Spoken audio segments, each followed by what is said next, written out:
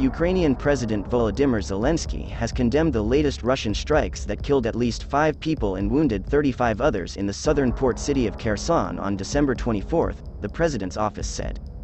Kherson.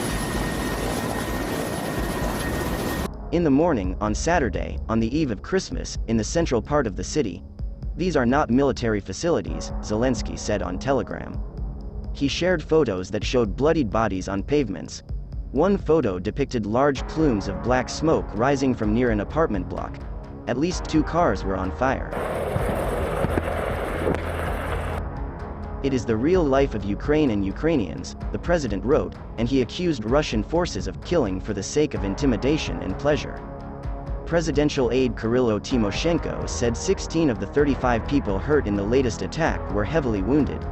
Tymoshenko said many people had been out on the streets when the attack occurred, as it was the weekend. There was no immediate comment from Moscow. Kherson was liberated by Ukrainian forces in November, but Kyiv says Russian forces continue to shell the city from across the Dnieper River.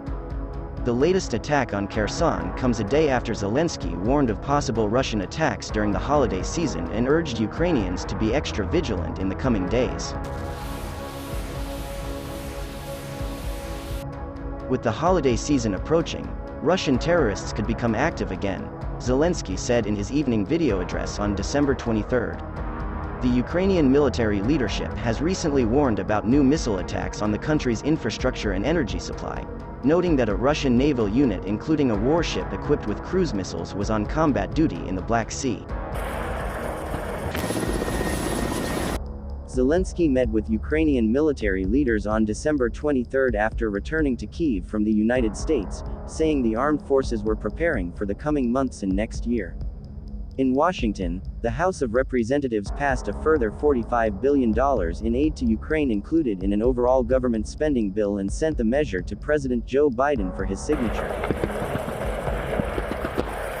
Zelensky responded in a tweet saying he was grateful to Congress for unwavering bipartisan support for Ukraine in the fight for freedom. It is extremely important that Americans are together with Ukrainians in this struggle, he added. Russian military officials are proposing a major reorganization of the country's armed forces, including increasing the age for mandatory conscription, as casualty rates from Moscow's 10-month-old invasion of Ukraine continue to climb. The proposals, announced earlier this week by Defense Minister Sergei Shoigu, would expand the size of Russia's armed forces by around 30% to 1.5 million troops and amount to a reversal of reforms undertaken more than a decade ago that sought to modernize its Soviet-era force structure. They also amount to an acknowledgement of the systemic issues Russia's military continues to face, problems highlighted by the grinding conflict in Ukraine. Russia has recorded more than 100,000 dead and wounded in Ukraine since February, according to public estimates from Western intelligence and military officials. The last time Moscow disclosed an official death toll was in September, when Shoigu announced 5,937 soldiers had been killed in the war. To replenish its forces in Ukraine, the Kremlin in September announced a mobilization campaign that aimed to bring to 300,000 men, mainly reservists and those with military experience, to assist in the fight.